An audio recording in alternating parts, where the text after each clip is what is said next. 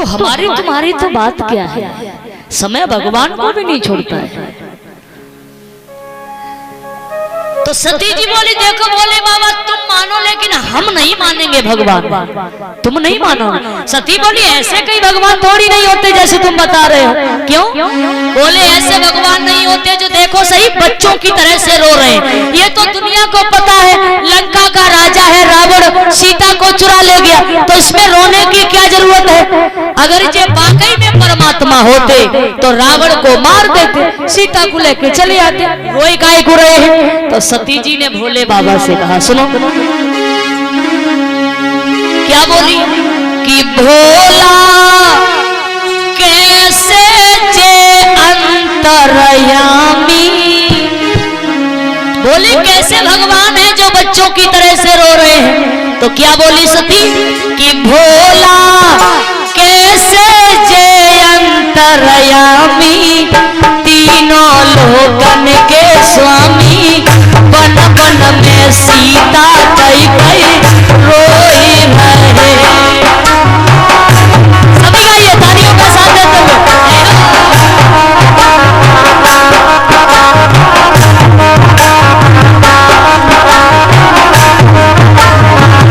मेरे भोला कैसे जे अंतर्यामी, तीनों लोकन के स्वामी, बन बन में सीता कई कई रोई रहे।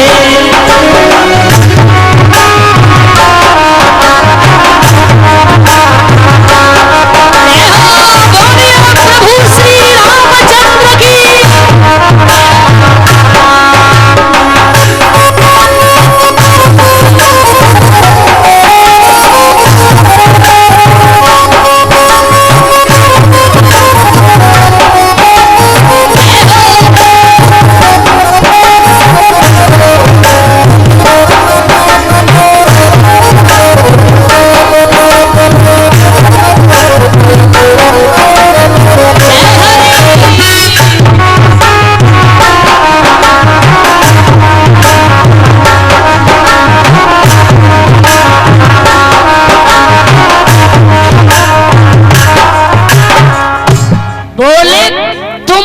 भगवान मैं तुम्हारी इतनी सी भी बात नहीं मानूंगी। तो भोले बाबा बोले हमें एक बात बताओ, हाँ ये बताओ कि तुम विश्वास कैसे करोगी कि ये भगवान। सती बोली परीक्षा करेंगे इनकी। अब भोले बाबा बोले बुद्धि खराब तो नहीं है तुम्हारी। अरे भगवान हमारी तुम्हारी परीक्षा लेता है, तुम भगवान की परीक्षा लोगी। सती जी बोली हाँ अगर तुम्हारे मन कछु संदेह हो तो क्यों नहीं जाए परीक्षा ले। बोले परीक्षा करेंगे इनकी। तो भोले बाबा बोले ठीक तुम जाओ और यहीं मैं वट वृक्ष के नीचे बैठ के तुम्हारा इंतजार करूंगा, जाओ। तो सती जी चली परीक्षा करने के लिए। देखो पहले तो जीवन में कभी किसी की नकल नहीं करना चाहिए, और नकल अगर करो तो नकल के साथ ही साथ अकल का ज्यादा ध्यान देना चाहिए। अगर तुमने किसी की भी नकल की और अगर अकल का ध्यान नहीं दिया तो तुम्हारी नकल फेल भी हो सकती है। तो नकल करने के साथ ही साथ अकल का ज्यादा ध्यान देना चाहिए। तो सती जी ने सीता जी की नकल कर ली और सीता जी का रूप बनाया और विचार करने लगी कि भगवान होंगे तो पहचान लेंगे और भगवान नहीं होंगे तो नहीं पहचान पाएंगे। अब सीता जी की नकल तो कर ली मगर सीता की अकल का ध्यान नहीं दिया। आगे आगे राम जी चलते हैं, बीच में सीता चलती है और पीछे लक्ष्मण। लेकिन ये सती जी सबसे आगे जाकर पेड़ के नीचे बैठ गई, सबसे आगे। आगे आगे राम जी, पीछे पीछे भैया लक्ष्मण। और कभी कभी ऐसा हो जाता है कि जो ड्राइवर नहीं देख पाता है वो पीछे बैठने वाला देख लेता है। तो राम जी ने नहीं देख पाया मगर लक्ष्मण ने देख लिया। लक्ष्मण ने जैसे ही नजर देख घुमाई तो सामने देखा कि लग रहा है कि हमें भाभी जी बैठे हैं। लक्ष्मण ने विचार किया कहीं कोई राक्षस ना हो। तो फिर दोबारा देखा तो सती जी वहीं बैठी थी। तो अब लक्ष्मण ने राम जी से कहा, अब तो पूरा भरोसा हो गया कि भाभी ही बैठी हैं। अब राम जी से बोले, भैया, हाँ, अरे भैया रोना बंद करो। राम जी बोले, ऐसे अचानक से क्या हो गया? अरे भैया, अरे रोना बंद करो, क्या हुआ? अरे वो सामने पेड़ के नीचे देखो तो सही, हमें क्या लग रहा है कि भाभी छिपी बैठी है। राम जी बोले, सीता तो कब की लंका में पहुंच गई, लक्ष्मण को सीता कहाँ दिख रही है? तुम झूठ कह रहे हो भैया। लक्ष्मण बोले, मैं झूठ नहीं बोलता हूँ, अगर मेरी बात पर यकीन ना हो तो तुम खुद ही अपनी आंखों से तो देखिए, सामने पेड़ के नीचे भाभी छिपी बैठी है। राम जी ने कहा, चलो इसका मन रखने के लिए देख ही लेता हूँ कौन है। और जो राम जी ने अपनी नजर घुमाई तो पहली नजर में ही, अब भगवान से क्या छिपाए, जो तन की जाने मन की जाने, जाने चित्त की चूड़ी, वैसे प्रभु से कहा छिपो है जाके हाथ। भगवान ने पहली नजर में ही सती जी को पहचान लिया और दोनों हाथ जोड़ के बोले, माँ। लक्ष्मण ने पीछे से कहा, भाभी क्या चली गई? भैया की तो बुद्धि खराब हो गई है, देखो भाभी मिल गई है और लेकिन फिर भी भाभी को माँ कह रहे हैं, इनकी बुद्धि बिल्कुल पागल हो गई है। राम जी बोले, भैया लक्ष्मण, जब ये तुम्हारी भाभी हो तब तो मैं से सीता बोलूं, और जब तुम्हारी भाभी है ही नहीं तो तुम बताओ मैं सीता किसे बोलूं? राम जी बोले, फिर लक्ष्मण ने कहा कि फिर ये कौन है? राम जी ने कहा, अभी मालूम पड़ेगा कौन है। राम जी ने हाथ जोड़ के कहा, माँ तुम अकेली जंगल में घूम रही हो, भोले बाबा को कहाँ छोड़ के आई हो? और जो सती ने भोले बाबा का नाम सुना तो विचार करने लगे, जे तो वाकई में परमात्मा है, हमें लगता कि हमसे भूल हो गई। उधर वहां जगह पड़ी है, वहां बिछाई डालो, उधर मंदिर के बगल में, इधर साइड में पीछे बिछाई डालो वहां, और आप बैठ जाओ।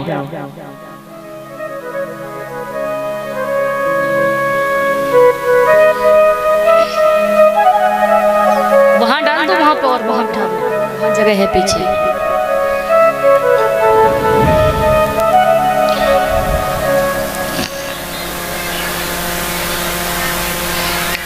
हेलो, बोली गोविंद भगवान की जय हो। आइए शांति से आप सभी बैठ जाए। तो राम जी ने सती जी से कहा कि तुम अकेली घूम रही हो और भोले बाबा को कहाँ छोड़कर आई हो? और जो भोले बाबा का नाम सुना तो सती जी ने विचार किया कि हमसे भूल हो गई, ये तो वाकई में परमात्मा है। भगवान बोले, तुम जंगल में अकेली घूमने मत आया करो, भोले बाबा को भी साथ में लेके आया करो।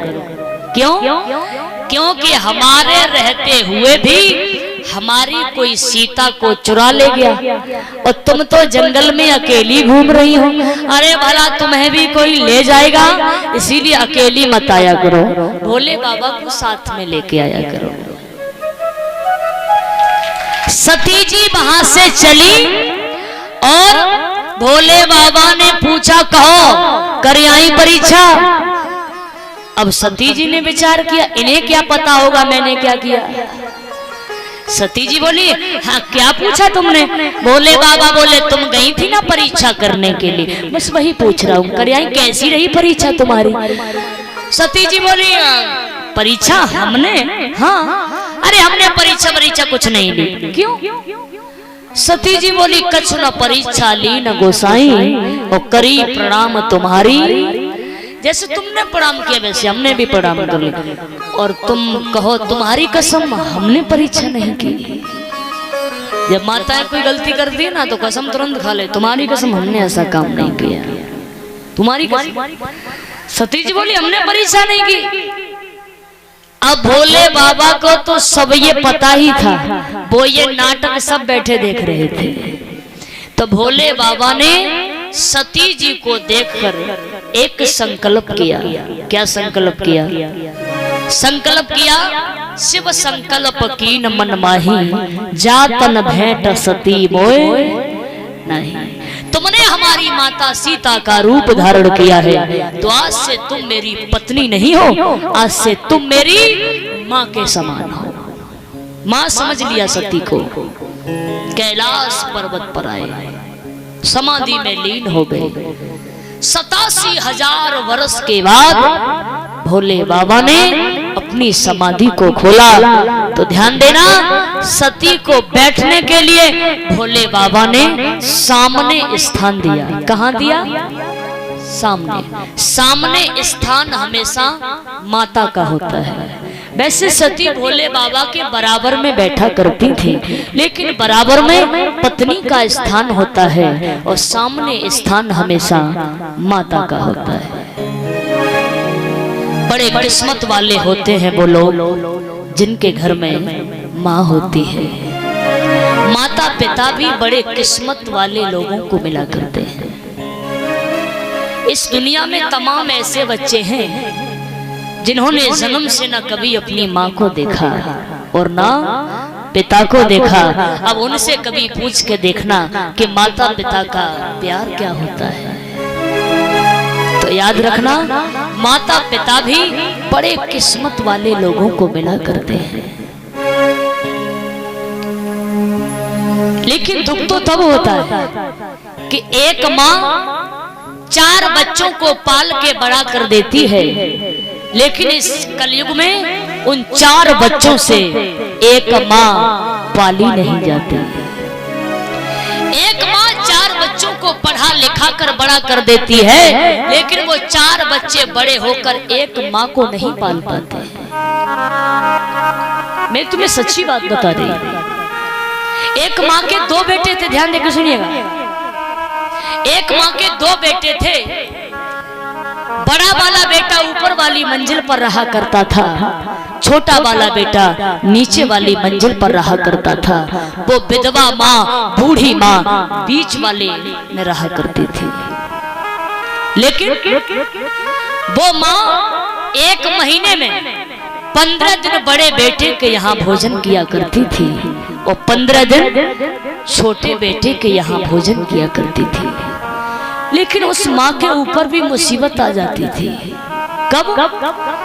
जो महीना 31 का पड़ता था, जो महीना 31 का पड़ता था, उस एक दिन उस माँ को भोजन नहीं मिलता था। उस एक दिन वो माँ भूखी रहती थी। उस एक दिन उस माँ को उपवास रखना पड़ता था। और जो महीने 30 के होते थे तो 15-15 दिन वो भोजन कर लेती थी। ये होती है संतान। जिस संतान के लिए माता पिता अपना पूरा जीवन लगा देते हैं और वही संतान बड़ी होकर कहती है कि तुम हमारे काम के नहीं हो, तुमने हमारे लिए क्या कर दिया।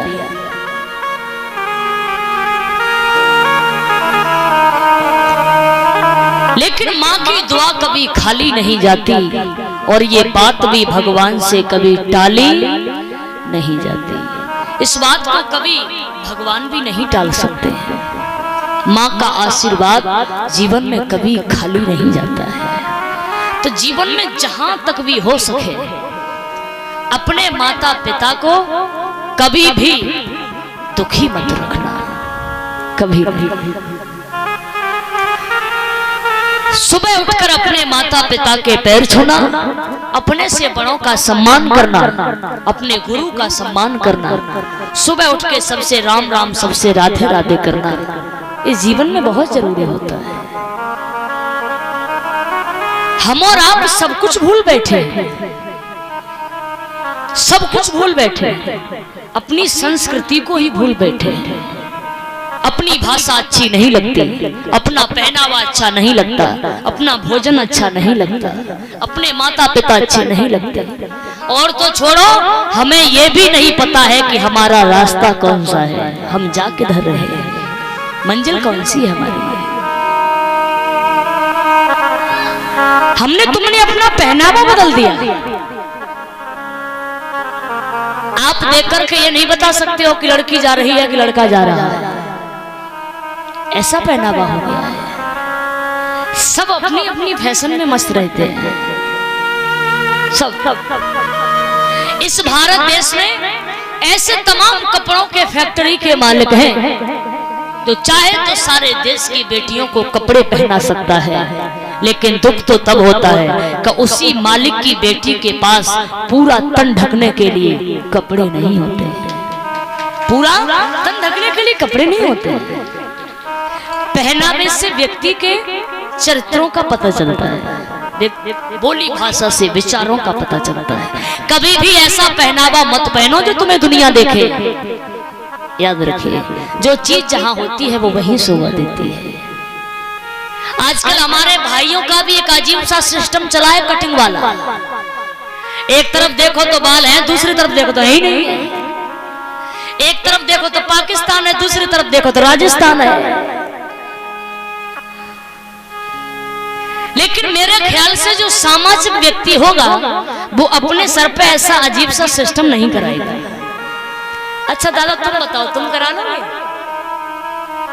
करा लोगे? तुम मर जाएंगे लेकिन नहीं कराएंगे। तो जो सामाजिक व्यक्ति होगा वो अपने सर पे ऐसा अजीब सा सिस्टम नहीं कराएगा। तो इसीलिए कभी भी ऐसा पहनावा मत पहनो जो हमको दुनिया देखे। आजकल लोगों को एक दूसरे का सम्मान करने में बड़ी शर्म लगती है, बहुत शर्म आती है। सब कुछ हमने आपने बदल दिया है। किसी के पास में आज अपने घर में कोई बूढ़ा है तो उसके पास बैठने का समय नहीं है किसी के पास कि उससे कुछ पूछ लिया जाए, क्योंकि जिस रास्ते पर हम चल रहे हैं उस रास्ते पर वो पहले गुजर चुके हैं। पहले जीवन में क्या था, जो हमारे यहाँ बड़े बूढ़े बैठे हैं वो अपने पिता के जीवन को एक बार अनुभव करके देखो। अपने पिता के जीवन को एक बार अनुभव करके देखो, साक्षी बनो उस जीवन के।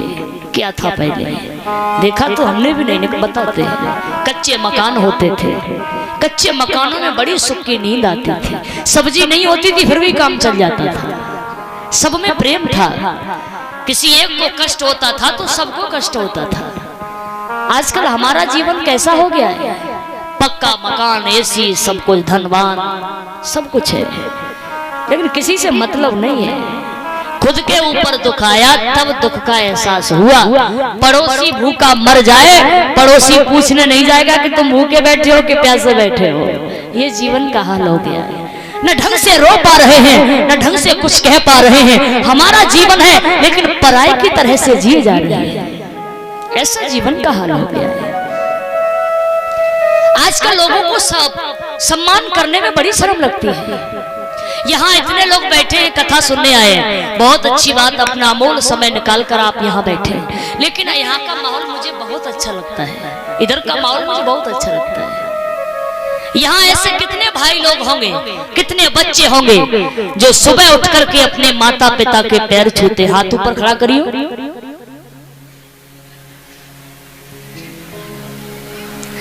अब कुछ लोग सोच रहे होंगे हमारे माता पिता है ही नहीं तो हम किनके छुए। कुछ लोग ये सोच रहे होंगे कि छू तो लेते, होली दिवाली रोज रोज कौन छुएगा।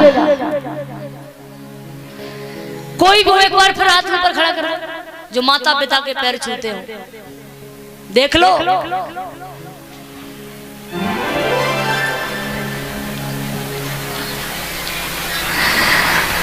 और फिर कहते हैं कि कथा तो बहुत सुनते हैं।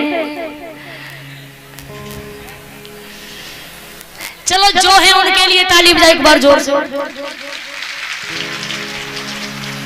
हमारी माताओं को बड़ी खुशी हो रही, भगवान कोई नहीं निकला, बड़ी खुश हो रही है। अब जरा हम अपनी माताओं से भी पूछना चाहेंगे। देखो भगवान के दरबार में सम्मान सबका बराबर होना चाहिए कि नहीं। तो हम अपनी माताओं से भी पूछना चाहेंगे, बेइज्जती तो नहीं कराओ, आया ना। अच्छा मुझे माताएं बताएंगे, ऐसी कितनी माताएं जो सुबह उठ के अपने सास ससुर के पति के पैर छूती। हाथ ऊपर करियो।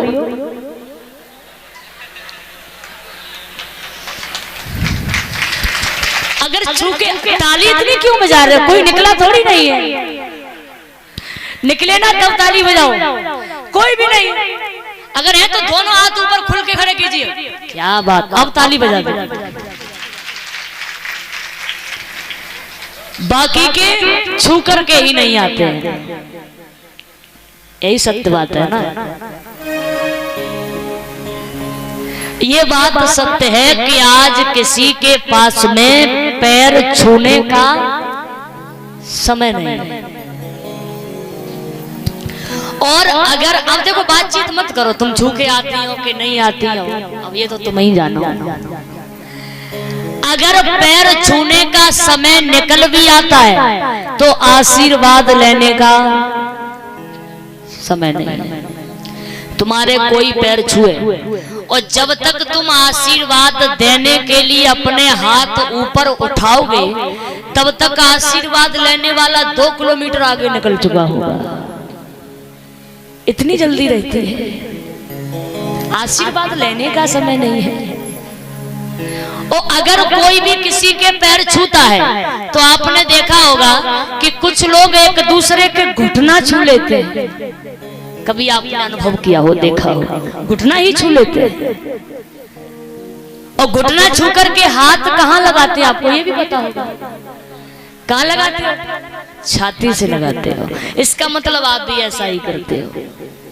छूना है तो पैर छुओ, आशीर्वाद पैर छूने से मिलता है। अगर कोई तुम्हारे घुटना छू कर और हाथ छाती से लगाए तो समझ लेना कि वो तुमसे चैलेंज कर रहा है कि अगर हमारी छाती में दम रही ना तो घुटना हम ही तेरे तोड़ेंगे और कोई नहीं तोड़ेगा। वो तुमसे इशारा कर रहा है। तो घुटना नहीं छूना चाहिए, पैर छूना चाहिए। अगर आप लोग पैर छू के नहीं आते हो तो ये काम करना तुम कल से शुरू कर देना। कितने लोग करेंगे? कितने लोग करोगे? अरे भगवान, यहाँ पे हाँ कर दो, घर पे जाके मत करना, मैं देखने नहीं आ रही हूँ। परेशान क्यों होते? कल से कितने लोग करेंगे ये काम? हाँ या ना? हाँ या ना? हाथ हिला रही माता, नहीं करेंगे। तुम क्या कर लोगी? नहीं करेंगे।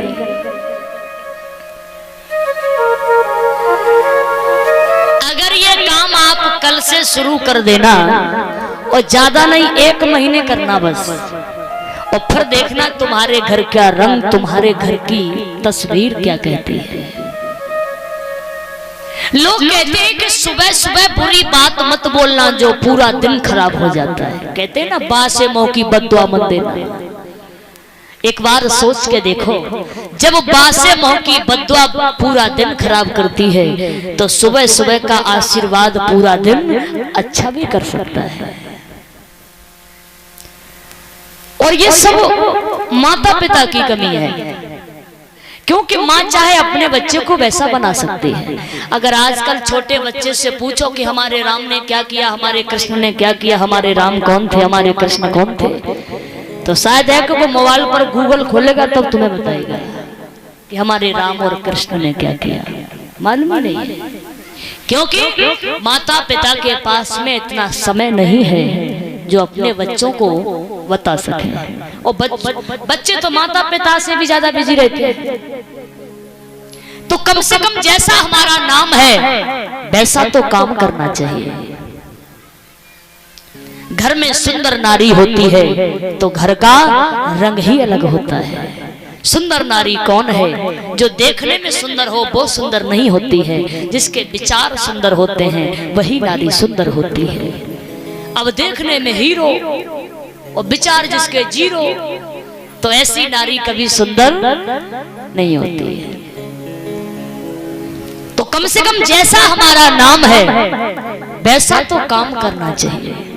नाम है शांति देवी, घर में रोज झगड़ा कर रही है, क्रांति देवी बनी बैठी है।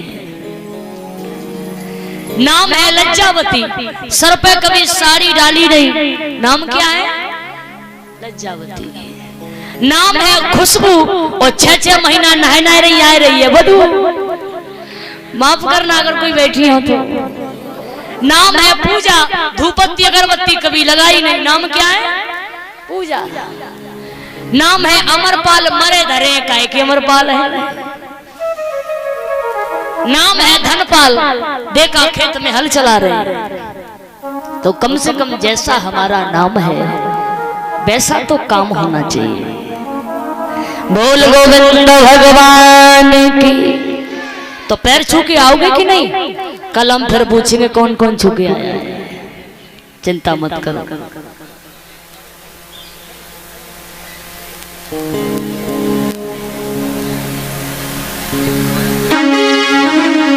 बोलिए भक्त वत्सल भगवान की।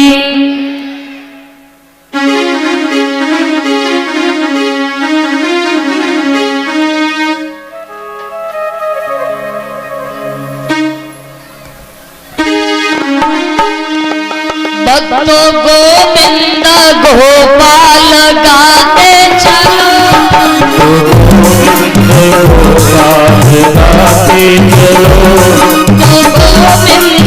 गोपाल गाते चलो। भक्तो गोविंद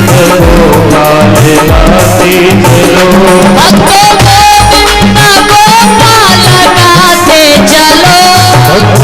गोविंद गोपाल गाते चलो। अपने